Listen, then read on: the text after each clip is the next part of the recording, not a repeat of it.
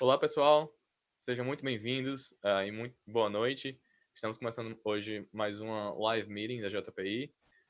Lembrando que hoje, às sextas-feiras, as lives são voltadas para os alunos que têm um pouco mais de experiência no inglês. E aí, nas quartas-feiras, com o professor Valber, as lives são voltadas para os alunos que estão iniciando o aprendizado do idioma, ok? Lembrando que as lives são em inglês, todas em inglês, como nossas aulas, e a gente usa de uma maneira que todos os alunos consigam compreender, tanto nas quartas-feiras, os alunos que estão começando, quanto nas sextas-feiras com os alunos que têm um nível maior da língua. Today, we are going to talk about acronyms and initialisms. I know that it sounds a little bit difficult, but it's not. Let's see. Nowadays on the internet, we use this and we see this all the time. Acronyms and initialisms are both abbreviations. So it's when you abbreviate words and expressions in English to make it easier to say and to use in your daily life. For example, these are one of the most ones of the most common on the internet. For example, OMG, that means oh my god. IDK, that's I don't know, and IMO, in my opinion. These ones are usually more common on the internet. They're not as common in the spoken language. When you speak them, you usually say them fully. Oh my god, I don't know, in my opinion. But acronyms and initialisms have become so common in the spoken English that they are used in people's daily life. Let's see, what do acronyms and initialism means.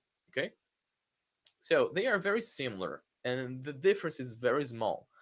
Acronyms are pronounced as a word, and initialisms are pronounced one letter at a time. We're going to see some examples, and you notice the difference. The first one we actually use in Portuguese. We have borrowed this word from English and we use in Brazilian language. Let's see. Okay, so in English you say VIP. You pronounce it letter by letter, one at a time. In Portuguese, we usually say VP, yeah, as a word, but in English, no. You pronounce each letter at a time. VIP. Do you guys probably you know what it means, what it represents, but do you know which word each letter represents? Let's see this expression in use, and then let's guess its definition.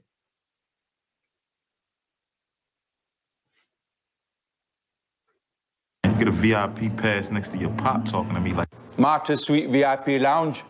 Give my Freddie Steinmark the VIP treatment. Oh my God, thank you for the VIP. Yeah, your new VIP client. How does he get to go VIP? VIP. Okay, so VIP. VIP is the abbreviation of very important person. So it's a person that's not as normal as us. This person it's different somehow. Maybe it's famous, maybe it's important. It's different. It's very common to see this in stores and events. So you have like a VIP area or a VIP lounge. So it's used to describe people that are not common. They are different somehow, more important. So you say VIP, letter by letter. Remember, in Brazilian language, in Portuguese, Brazilian Portuguese, we say as a word, but in English, letter by letter, VIP. So this is the first example of acronyms that are all over the English language. And as you can see, sometimes us Brazilians also use in Brazilian Portuguese. Let's see more. PS. I think we also use this in Portuguese, but it's not as common. In the past, we used PS when we are writing letters at the end of the letter. So let's see this in use, PS, and guess what PS means. Please accept the job. And P.S., your skin's gonna clear up. Jago likes my Birkenstocks, PS. You are kidding yourself. Okay, so PS. PS is the abbreviation of postscript. As I said, it's something that you use after you wrote a text or a letter. Much more common in the past as a letter, but now people are not writing letters anymore, at least not as often. Usually it's more emails or text messages. So PS uh, was kind of included in the spoken language. So you use PS when you are trying to put add another information that you kind of forgot to say. When you're having a conversation with someone, you ask, you are having a conversation and you just remembered something that you didn't mention before. Oh, PS, I love your shirt.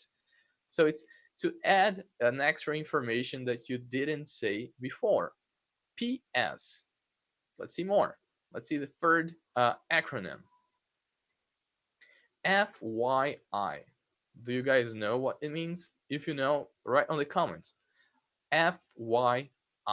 Let's check. Your son is 16, Gary, just FYI. And some nude modeling, FYI. And Claire, FYI, I will be trying to hook up with your roommates. FYI, they rocked the runway in Paris last spring. Okay, so can you guess what FYI means by the context? Let's see. FYI is the abbreviation of for your information. When you want to tell someone about something, when you want to give an information to someone, it's very similar to PS. The only difference is like the PS is when you're adding information that you forgot to say before, and FYI is when you're talking to someone and you want that person to know that that information is for her or him. So, for example, you're talking with your friends and you say, "Oh, you're talking about some movies." You can say, "Oh, for FYI, that's my favorite movie." Like, for your information. It's very commonly used in the spoken language nowadays in this short form, FYI. Okay, let's see one more. ETA. So ETA comes from the military. It was first used among military people, but nowadays it's also used as by civilians, us, in their daily life. Let's see some context in some videos and check. Now, what is the ETA on that exact? ETA 2 minutes on the... Aye, sir. 310 to the Bering Sea. ETA 12 minutes. ETA to location 25 minutes. Okay, so ETA, could you guess by the video? You can see that they are always talking about minutes. Let me repeat that. Now, what is the ETA on that exact? ETA 2 minutes on the... Aye, sir. 310 to the Bering Sea. ETA 12 minutes. ETA to location 25 minutes. ETA, so it's related to time. Let's see. ETA. So ETA is the abbreviation of estimated time of arrival. So basically, it's how long are you going to take to get to a place? How many minutes, how many hours are you going to take to arrive? So ETA, as you can see in the photo, you can, when you are searching for a location, for example, in a Google Maps, when you try to get a route to that place, it gives you how many minutes or hours, if it's a distant place, that you are going to take to arrive there. So it's ETA, estimated time of arrival. So you can ask when a friend or someone is coming to your house, what's your ETA? Like how many minutes are you going to take to get here? What's your ETA? Okay, So it's also not pronounced as a word. It's letter by letter. ETA. Let's check the next one. ASAP. This one actually you can pronounce in two different ways. ASAP as a word with an S sound, ASAP, or letter by letter, ASAP. So have you ever heard this one? Let's check. ASAP. That means now. Sign it and get it back to me ASAP. And we need a medevac ASAP. Okay, give me that recording ASAP. Space Test Group needs a computer. ASAP. Okay, ASAP or ASAP. The first one, I think they pronounce it like a word. ASAP. That means now. Sign it and get it back to me ASAP. And we need a medevac ASAP. Okay, give me that recording ASAP. Space Test Group needs a computer. ASAP. Can you guys guess the meaning just by the video? Let's check. ASAP or ASAP is the abbreviation of as soon as possible. When you want something or to be done quickly, or someone to do something quickly. So when you talk to your brother or mother, hey, I need you to clean your house, clean your room ASAP, like as soon as possible. If you can do it now, do it. So you use ASAP when you have a short time to do something, when you want something to be done quickly, fast. So you say ASAP or ASAP. That's actually the difference between acronyms and initialisms. Acronyms, ASAP, you pronounce it as a word, ASAP. And initialisms, you pronounce it letter by letter, ASAP. This word can be spoken both ways, can be pronounced both ways. And nowadays, these two terms, acronyms and initialisms, they merged, and nowadays people are usually use just acronyms. Okay, let's see the next one. This one, ASAP. Can you repeat that? ASAP or ASAP. ASAP. Okay, let's check the next. AKA. Do you guys know this one? AKA. Let's see some videos to try to guess by the context of it. AKA training magnet, check. Fernando Rivera, aka Termite. Speed check on Ronnie, aka Ronald. Okay, AKA. Do you know this one? Let's check. AKA is the abbreviation of also known as. So when someone or something is called by different names or different things, you can say AKA. Nowadays, not nowadays, but like we have a lot of famous people that have their original names and they have their celebrity names, let's say that. For example, Maria das Graças Meneghel, aka Xuxa. That's the AKA meaning. When you're trying to say that someone or something is also called by a different name. We live in João Pessoa, I think most of us. João Pessoa is João Pessoa, aka Jampa. It's not as common anymore. São Paulo, aka Sampa. Okay, so you say also known as, aka. Let's see the next one. ATM. So this one, it's actually quite common. It's, I think a lot of people already know, but do you know what each letter mean? What's the meaning of each letter? ATM. Let's see. Happened to me. These guys were robbing an ATM. Oh, this must be where the ATM robbers got their stuff. There's an ATM in the hall, bro. I look like an ATM? ATM. Okay. So by the photo, I think you can guess what it is. But what is the meaning of each of these letters? Let's see. Let's check. Happened to me. ATM is the abbreviation of automatic teller machine. So let's see what's the meaning of each of these words.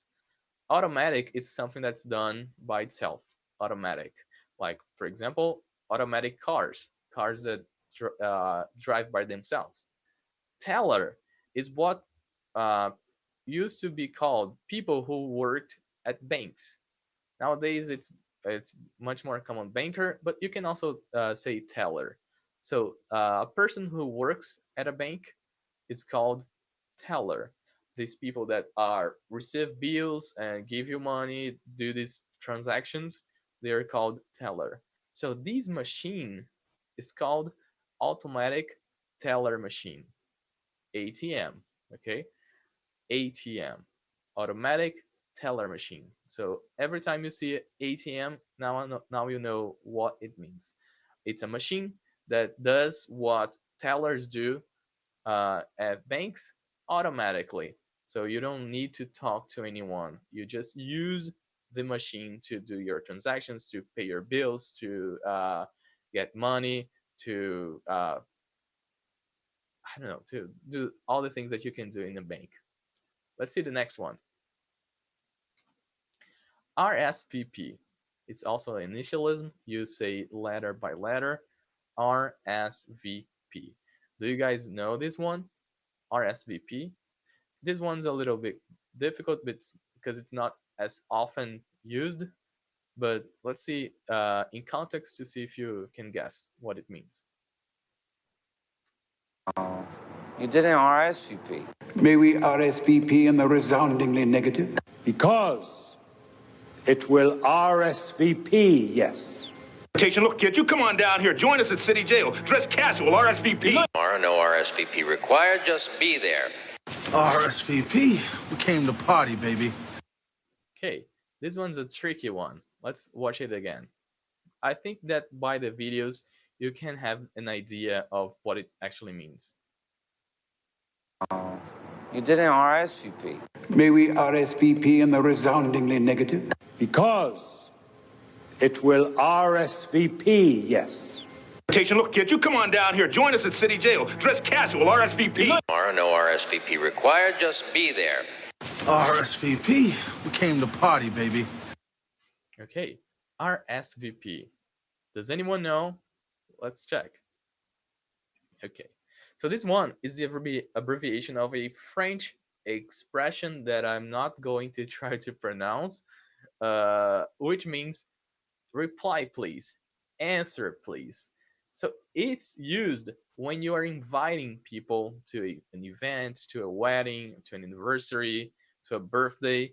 So you send an invitation and you usually ask people to RSVP. So it means that you want people to answer if they are going to come or not. So you say RSVP, and you can actually see that in the video. RSVP is also used as a verb. So you can ask someone, "Oh, did you RSVP to John's party?" You can use RSVP as a verb as well. So RSVP. So it's usually on invitation that you answer if you are going to that event, a wedding, anniversary, a birthday, or not. RSVP. Okay? Let's see this. Let's check the next one. PIN. This one is quite popular because we have all around us on credit cards, on cell phones, your PIN. Do you know what PIN means? What each letter represents? Let's check. PIN number. What's up, guys? You forget your PIN number? What? PIN number, house security code. PIN number 900. Who'd you learn this stuff from anyway? Okay, PIN. And you can actually see that's a little redundant. In the video, you can see that the subtitle saying PIN number. Do you know what is PIN? What does PIN mean? Let's see. PIN is the abbreviation of personal identification number. That's why I said that in the video was a little redundant, because the person said a PIN number. Actually the person is saying personal identification number. PIN has become so common. People use it so often that it lost what it represents, its meaning. People don't think about the meaning anymore. The personal identification number. So they are saying a PIN number. It's the difference between PIN and password. It's because PIN is a number, and a password, like on your email password, can be letters and symbols and also numbers, but not just numbers. And PIN is usually it's just number, personal identification number. So you have your credit card PIN, you have on your cell phone when you're locking your cell phone, so you have your PIN as well. So PIN, your bank PIN. Okay, so PIN, personal identification number. Do you guys know this one? This one is actually very popular too. Let's see the next one. AWOL, just as AKA, just as ETA, AWOL is also from the military people. Like it's a military term. Let's see what it means. It's also a little difficult one, but people are using very often nowadays. Let's check. We have an AWOL. Did I win AWOL? Im's been AWOL for a good month. Nobody's seen her. This girl has just done gone AWOL. AWOL. So AWOL is actually an acronym because you don't say AWOL, you say as a word. AWOL. AWOL. Okay? Let's repeat the video and see if you can get the meaning from the video. We have an AWOL. Did I win AWOL? Im's been AWOL for a good month. Nobody's seen her. This girl has just done gone AWOL. Okay. So AWOL is the abbreviation of absent without leave. So absent means that you're not there. For example, when you have a class and you don't go because you're sick or because you lost the bus, you missed the bus, you say absent. And leave is in this term is without being authorized. So from the military, when a person is AWOL, is when the person is missing, the person has left, and without being authorized to live, deserter.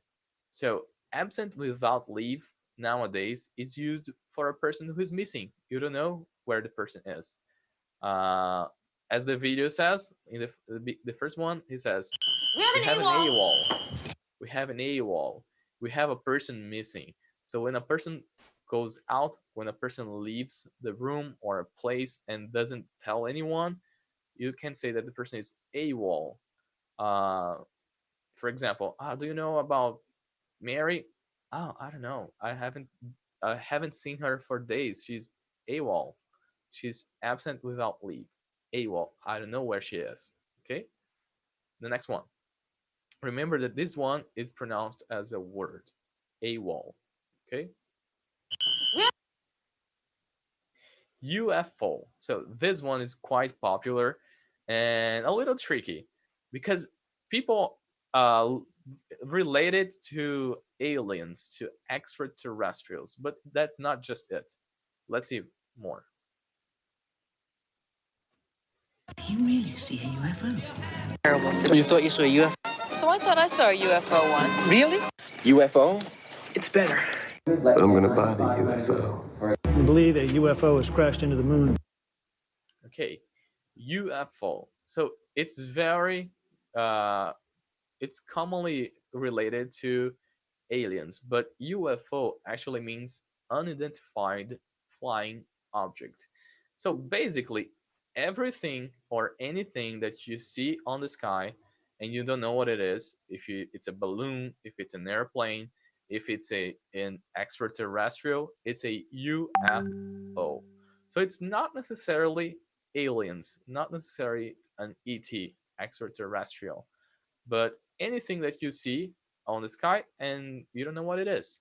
UFO, something that is flying and you cannot see what it is actually, like what if it's a plane or a balloon or a bird. So UFO. This one is pronounced as an initialism. It's letter by letter. UFO. Okay. And the next one, DIY. So this one is also very common on the internet, and it's also used on the spoken language. DIY. Can you guess what it means by the photos? Let's check. DIY is the abbreviation of do it yourself. So anything that you don't need a person to do or you don't want someone else to do, a professional, you say DIY. So DIY projects, it's like things at home that you do, like decoration or some furniture that you can do it by yourself with no help. As in the photos, like nowadays, you have a DIY fabric mask, something that you can do at home, or the people are trying to, probably renovating the house, doing it DIY, do it yourself. Okay, let's just review the ones that we saw today, the acronyms and the initialism that we saw. The first one was actually the most common one that we also use in Portuguese. That's VIP, very important person. You say letter by letter. You don't say like we say in Portuguese as a word that in Portuguese we would say VP, but in English now we say VIP. Very important person. The second one was PS. PS means postscript. Something that you're when you're writing to someone and you forgot to tell some information and you put in the end of the text, PS, you forgot your cell phone here. So PS. Okay. The next one was FYI. FYI, FYI is when you want someone to know something for your information. So FYI, I love English. So for your information, I love English. Okay, FYI. This is also pronounced letter by letter. FYI. The next was ETA. That's from a military term. It means estimate time of arrival. So how long you're going to take to go somewhere. For example, my friend's coming to my house and he said his ETA is in 10 minutes. So in 10 minutes, he's going to arrive. ETA. Okay. The next one, ASAP. This one you actually can pronounce both ways, as a word, ASAP, or as an initialism, letter by letter, ASAP. Which means ASAP. as soon as possible. Okay, so I need you to do your homework ASAP or ASAP. I need you to go to the supermarket to buy some food ASAP. We have nothing to eat ASAP. Okay, as soon as possible. AKA, our sixth acronym. It means also known as. So when you're saying that something or someone is also called by a different name. For example, I think I told you about Xuxa, that her name is Maria das Graças Meneghel, aka Xuxa. Okay, so also known as. The next one was a very common one as well, ATM. And just like PIN number, some people say ATM machine. It's a little redundant because the M already means ATM. Happened to me.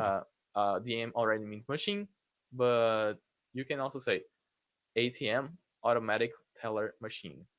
ATM machine, what some people say, but it's a little redundant. So it's like the machine that you take money from the bank when you use your credit card and etc. RSVP, remember this one? It was about invitations when you're inviting someone to an event, to a birthday, to a wedding, and you want that person to answer back. Like, I want to know if you're coming or not. It's from a French expression it means reply please, answer please. So tell me if you're going to come or not. Okay, RSVP. Pin. So this one, you pronounce it as a word, pin, P-I-N, pin, and it means personal identification number. And as I said, as just like the ATM machine, some people say pin number. That's a little redundant because the N already means number, but it's something that you can also can hear someone saying. Pin. It's just numbers because it's a little different from password that can be letters and symbols. Pin. AWOL. It's a term from the military, just like ETA. It means a person that's missing, that you don't know where that person is. It's absent without leave.